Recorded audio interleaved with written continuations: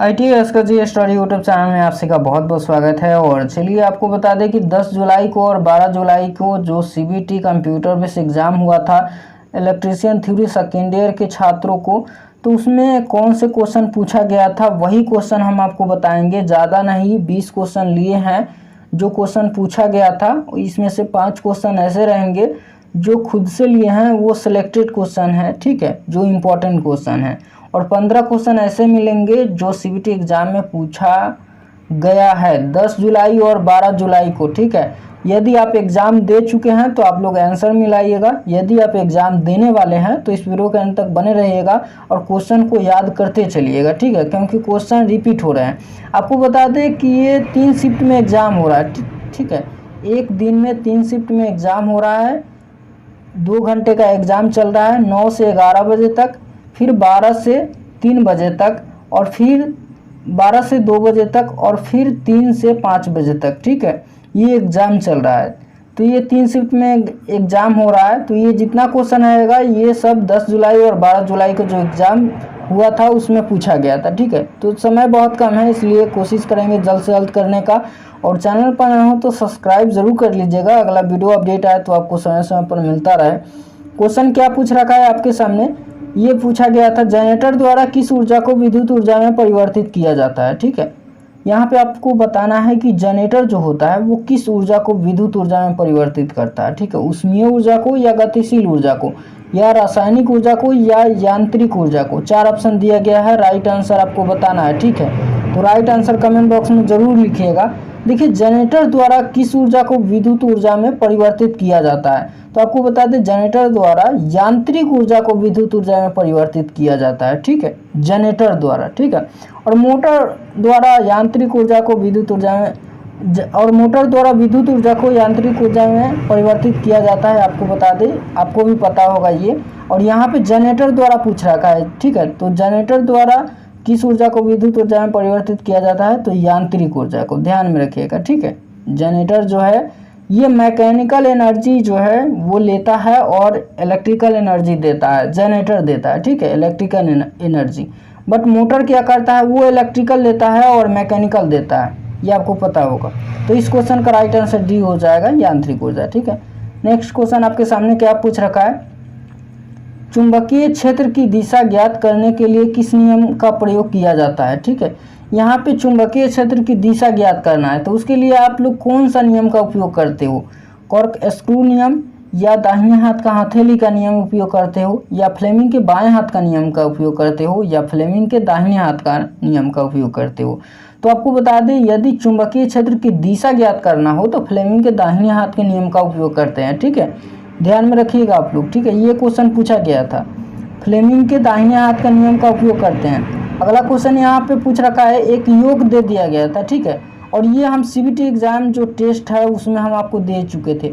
जितना क्वेश्चन आया है आपको बता दें कि 100% में से 80%, मैक्सिमम 80% न्यूमी से ही आया है, ठीक है। 20% ऐसे भारत इसके लिए सबसे सिलेक्टेड किया गया था। तो ये 80% आपको बता दें न्यूमी से आया हुआ था। और ये सब क्वेश्चन हम आपको करवा चुके हैं। जो टेस्ट है आप प्लेलिस्ट में जाइएगा तो वहाँ पे टेस्ट सीरीज लगाया गया है, वो आप देख लीजिएगा टेस्ट बाय टेस्ट, तो आपको अच्छा मार्क्स आ जाएगा। जितना जो हम पढ़ाए हैं वो सब नीमी है, ठीक है। तो ये क्वेश्चन पूछा रखा था, यहाँ पे देख लीजिए, DC जनरेटर के भाग का नाम पूछ रखा था, ठीक है।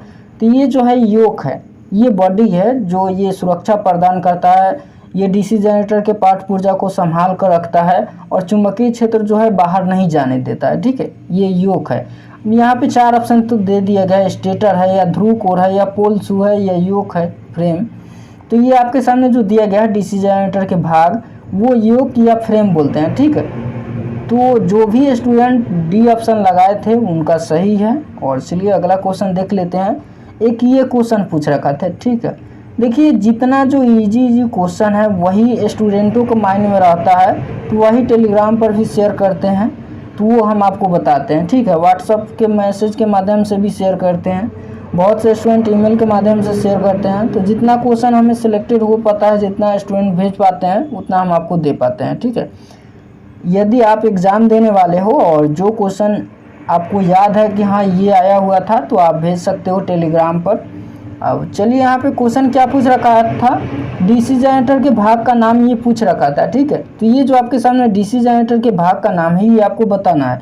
हालांकि ये आप लोगों ने नीवी में याद किया होगा, ठीक है। तो ये आप लोगों ने जो एग्ज़ाम दे दिए थे वो क्या आंसर लगाए थे वो जल्दी बताएं, और इसमें कौन सा राइट आंसर होगा। डीसी जनरेटर के भाग का नाम क्या है, ये साइड एंड प्लेट्स है, या पोल्सू लेमिनेशन है, या कम्यूटेटर खंड है, या आर्मेचर कोर लेमिनेशन है। 4 ऑप्शन दिया गया।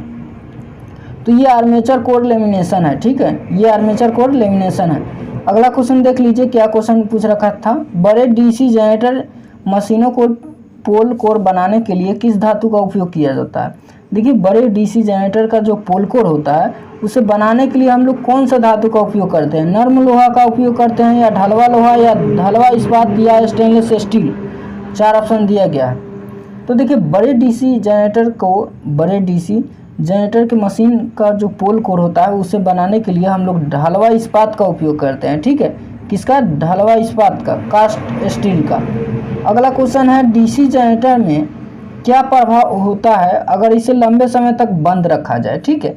ये क्वेश्चन पूछ रखा था, यदि डीसी जनरेटर में क्या प्रभाव होगा, यदि इसे हम लंबे समय तक बंद रख देते हैं तो क्या प्रभाव होगा। इसके फील्ड कॉइल प्रतिरोध बढ़ जाएगा, या आर्मेचर प्रतिरोध बढ़ जाएगा, या आर्मेचर प्रतिरोध घटेगा, या अपने अवशिष्ट चुंबकत्व खो देगा। तो देखिए आपको बता दें यदि डीसी जनरेटर में अगर इसे लंबे समय तक आप बंद रख देते हो तो ये जो है अपने अवशिष्ट चुंबकत्व खो देगा, ठीक है, ये अपना अवशिष्ट चुंबकत्व खो देगा। ध्यान में रखिएगा ये सब क्वेश्चन। अगला क्वेश्चन आपसे पूछा गया था, क्या क्वेश्चन पूछा गया था, डीसी मोटर में आर्मेचर के घूमने की दिशा कौन सा नियम निर्धारित करती है। देखिए आपको बता दें डीसी जनरेटर और मोटर से ज़्यादातर सवाल पूछे जाते हैं, ठीक है, इलेक्ट्रीशियन थ्योरी सेकेंड ईयर में। तो आप लोग डीसी जनरेटर, मोटर, स्टेटर ये सब के बारे में बहुत नॉलेज होना बहुत ज़रूरी है, ठीक है। तो क्वेश्चन क्या पूछ रखा था, डीसी मोटर में आर्मेचर के घूमने की दिशा कौन सा नियम निर्धारित करती है, दाहिने हाथ की हाथ पकड़ नियम, या दाहिने हाथ की हथेली नियम, या फ्लेमिंग के बाएं हाथ का नियम, या फ्लेमिंग के दाहिने हाथ का नियम। यहाँ पे डीसी मोटर पूछ रखा है तो फ्लेमिंग के बाएं हाथ का नियम होगा। यदि जनरेटर पूछता तो फ्लेमिंग के दाहिने हाथ का नियम का उपयोग होता, ठीक है। तो ये मोटर पूछ रखा है, ठीक है। तो याद रखिएगा मोटर में फ्लेमिंग के बाएं हाथ के नियम का उपयोग किया जाता है, ठीक है, घुमाने की दिशा। तो ये आप लोग याद रखिएगा आप लोग। चलिए अगला क्वेश्चन देख लेते हैं, और क्या क्वेश्चन पूछ रखा है। यहाँ पे आपसे पूछ रखा था श्रेणी एफ इंसुलेशन का तापमान क्या होता है। क्वेश्चन पूछ रखा था श्रेणी एफ इंसुलेशन का जो तापमान होता है वो कितना होता है। तो हम आपको पहले भी बताए थे 155 डिग्री होता है। ध्यान में रखिएगा आप लोग। ये क्वेश्चन पूछ रखा था कि श्रेणी एफ इंसुलेशन का जो तापमान होता है वो कितना होता है, तो 155 डिग्री, ठीक है। ये याद रखिए, ये सब क्वेश्चन रिपीट भी हो रहे हैं, ठीक है। एक निष्क्रिय घटक कौन सा है आप बताइए। एक निष्क्रिय घटक पूछ रखा था, डायक, ट्रायक, डायक या डायोड या ट्रांजिस्टर या संधारित्र, बताइए। देखिए एक सक्रिय घटक जो है वो ट्रांजिस्टर है, बट एक निष्क्रिय घटक संधारित्र है, ठीक है। तो यहाँ पे निष्क्रिय घटक पूछ रखा है। एक निष्क्रिय घटक कौन है, तो संधारित्र जो है एक निष्क्रिय घटक है। आप लोग ट्रांजिस्टर नहीं मार दीजिएगा, ठीक है, ये सक्रिय घटक है। ये आप लोग ध्यान में रखिए। एक निष्क्रिय घटक कौन सा है, तो संधारित्र, ठीक है। संधारित्र एक निष्क्रिय घटक है, ठीक है। अगला क्वेश्चन आपसे क्या पूछ रखा था यहाँ पे देखिए, और क्वेश्चन क्या पूछ रखा था वो आप लोग देखिए पहले, और यहाँ पे देखिए क्वेश्चन एक SCR सिलिकॉन कंट्रोल रेक्टिफायर का मुख्य अनुप्रयोग कौन सा है। देखिए आपको बता दें SCR, कभी कभी SCR का फुल फॉर्म पूछ लेता है आपसे कि SCR का विस्तारित रूप क्या होगा। तो SCR का होता है सिलिकॉन कंट्रोल रेक्टिफायर, ठीक है। तो यहाँ पे पूछ रखा है SCR का मुख्य अनुप्रयोग क्या होगा, इसका जो है कार्य क्या होता है। तो SCR का काम होता है मोटर की गति को कंट्रोल करना। ये आप लोग ध्यान में रखिएगा, मोटर को गति को कंट्रोल करना होता है। तो यहाँ पे 4 ऑप्शन दिया गया है, प्रवर्धक या दोलक या मल्टी वाइब्रेट या मोटर की गति नियंत्रण करना। तो देखिए SCR सिलिकॉन कंट्रोल रेक्टिफायर का जो काम होता है, अनुप्रयोग होता है, मोटर की गति को नियंत्रित करता है, ठीक है, मोटर की गति को नियंत्रित करता है। ध्यान में रखिएगा आप लोग, ये क्वेश्चन पूछा गया था। यदि जो स्टूडेंट एग्जाम दे करके आए हैं और ये राइट आंसर मारे हैं तो ये सही है, ठीक है। अगला क्वेश्चन देख लीजिए, यहाँ पे क्या पूछ रखा है, CRO द्वारा किस मात्रा को मापा जाता है। यहाँ पे CRO द्वारा किस मात्रा को मापा जाता है, आवृत्ति को या प्रेरकत्व को या प्रतिरोध को या शक्ति गुणांक को, बताइए आप लोग। तो CRO द्वारा किस मात्रा को मापा जाता है, तो आवृत्ति को मापा जाता है। किसको मापा जाता है, आवृत्ति को। चलिए नेक्स्ट क्वेश्चन देख लीजिए। अगला क्वेश्चन आपसे क्या पूछ रखा है, यहाँ पे पूछ रखा है ट्रांजिस्टर सर्किट में फंक्शन का प्रकार क्या है। ट्रांजिस्टर सर्किट में फंक्शन का प्रकार पूछ रखा है, बताइए आप लोग। ये क्वेश्चन पूछ रखा था, ठीक है। ट्रांजिस्टर सर्किट में फंक्शन का प्रकार क्या है, स्विचिंग है या दोलन है या माइल्यूर है या प्रवर्धक है, 4 ऑप्शन है। तो ये जो आपको बता दें, ये जो ट्रांजिस्टर सर्किट में फंक्शन का ये जो ट्रांजिस्टर दिया गया है और ये जो ट्रांजिस्टर सर्किट में जो फंक्शन का प्रकार आपके सामने दिया गया है, ये स्विचिंग का काम है, ठीक है। स्विचिंग का प्रकार दिया गया है। अगला क्वेश्चन आपसे क्या पूछ रखा था, यहाँ पे देखिए अगला क्वेश्चन है आपके सामने सत्यापन। देखिए कुछ क्वेश्चन जो है मैक्सिमम 4 से 5 क्वेश्चन वो हम अपना से लिए हुए हैं, सिलेक्टेड क्वेश्चन है, ठीक है, जो CBT एग्जाम में बार बार पूछा जाता है वो लिए हैं, और जितना क्वेश्चन है वो CBT एग्जाम में पूछा गया है। सत्य तालिका किस लॉजिक गेट को संदर्भित करता है, ठीक है। ये जो आपके सामने तालिका दिया गया है, ये कौन से लॉजिक गेट को संदर्भित करता है, ये NAND गेट या नॉट गेट या नॉर गेट या NAND गेट, 4 ऑप्शन है। तो देखिए A प्लस B के ऊपर बार है, ठीक है। ये किस तालिका को यहाँ पे संदर्भित करता है, ये लॉजिक गेट के अंतर्गत, ठीक है। तो आपको बता दें ये जो है नॉर गेट को संदर्भित करता है, ठीक है। नॉर गेट आपको बता दें, नॉट गेट प्लस और गेट मिला करके नॉर गेट बनता है, ठीक है। नॉट गेट प्लस और गेट को मिला करके नॉर गेट बनता है, ठीक है। तो ये जो आपके सामने दिया गया है, ये सत्य तालिका नॉर गेट को संदर्भित करता है। अगला क्वेश्चन, ये भी क्वेश्चन आपसे पूछ रखा था, कंट्रोल पैनल वाइनिंग में वाइनिंग एक्सेसरी का क्या नाम है, ठीक है। कंट्रोल पैनल वाइनिंग में वाइनिंग एक्सेसरी का नाम पूछ रखा था, ये डिनरेल है या जी चैनल है या ग्रोमेट्स है या रेस बेच है, ठीक है। तो आपको पहले भी हम ये क्वेश्चन बताए हुए थे कि ये जो है ये डिनरेल है, क्या है, डिनरेल है। नेक्स्ट क्वेश्चन आपसे क्या पूछ रखा था, ये क्वेश्चन नहीं आया हुआ था, ये अपना से लिए हुए थे, ये सब सिलेक्टेड क्वेश्चन। पैनल बोर्ड में कौन सा डिवाइस ओवरलोड और शॉर्ट सर्किट से बचाता है, ये क्वेश्चन बार बार पूछा जाता है, इसको आप लोग ज़रूर बताइएगा राइट आंसर। पैनल बोर्ड में कौन सा डिवाइस ओवरलोड और शॉर्ट सर्किट से बचाता है, आइसोलेटेड स्विच या समय धैर्य रिले या थर्मल अधिभार रिले या मिनिएचर सर्किट ब्रेकर। तो देखिए पैनल बोर्ड में कौन सा डिवाइस ओवरलोड और शॉर्ट सर्किट से बचाता है, तो MCB जो है वो पैनल बोर्ड में वो डिवाइस ऐसा डिवाइस है जो ओवरलोड और शॉर्ट सर्किट से बचा देता है, मिनिएचर सर्किट ब्रेकर MCB, ठीक है। ये आप लोग ध्यान में रखिएगा।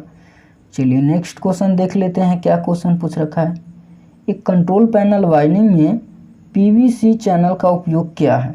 देखिए कंट्रोल पैनल वाइनिंग में PVC चैनल का उपयोग पूछ रखा है, क्या होगा,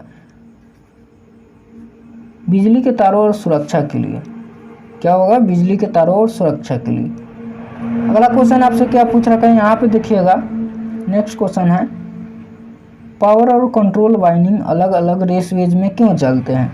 देखिए जो पावर होता है और कंट्रोल वाइनिंग जो अलग अलग रेसवेज में चलता है वो क्यों चलता है, इसका कारण आपको बताना है। क्या गर्मी को कम करने के लिए चलता है, या रेडियो हस्तक्षेप को कम करने के लिए, या इंसुलेशन प्रतिरोध को बढ़ाने के लिए चलता है, या धारा, यहाँ पे पूछ रखा है धारा वाहन क्षमता को बढ़ाने के लिए, 4 ऑप्शन है, बताइए आप लोग राइट आंसर। देखिए आपको बता दें पावर और कंट्रोल वाइनिंग अलग अलग रेसवेज में चलने का कारण है जो रेडियो हस्तक्षेप को कम करने के लिए, ठीक है। रेडियो हस्तक्षेप कम होगा तभी तो ये जो है कंट्रोल वाइनिंग अलग अलग रेसवेज में चलता है, ठीक है। ये आप लोग ध्यान में रखिए। अगला क्वेश्चन यहाँ पे देख लीजिए क्या क्वेश्चन पूछ रखा है। नेक्स्ट क्वेश्चन आपके सामने है, यहाँ पे देखिए AC और DC मोटर में गति नियंत्रण के लिए कौन सी नियंत्रण प्रणाली बहुत कम बिजली की खपत करती है।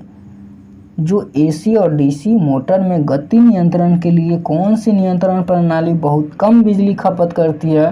तो आपको बता दें ड्राइव नियंत्रण प्रणाली एक ऐसा प्रणाली है जो ये बहुत कम बिजली खपत करती है। ठीक है, ड्राइव नियंत्रण प्रणाली। ठीक है, तो ये जितना क्वेश्चन हमें मिल पाया है और जो इम्पोर्टेंट था वो हम आपको दिए, क्वेश्चन जो सीबीटी एग्ज़ाम में पूछा गया है वो हम आपको दिए हैं और मैक्सिमम 50 क्वेश्चन पूछा जा रहा है। ठीक है, जिसमें से आपको ये क्वेश्चन 50 क्वेश्चन 500 नहीं 50 क्वेश्चन पूछा जा रहा है, जिसमें आपको मैक्सिमम 15 से 20 क्वेश्चन हम आपको दे दिए।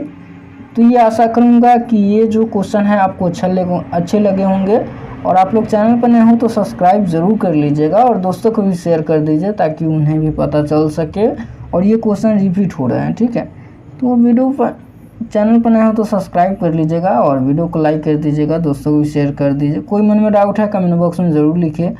चलिए ज़्यादा समय नहीं लेंगे आपका और मिलते हैं नेक्स्ट वीडियो में। वीडियो अंदर देखने के लिए बहुत बहुत धन्यवाद।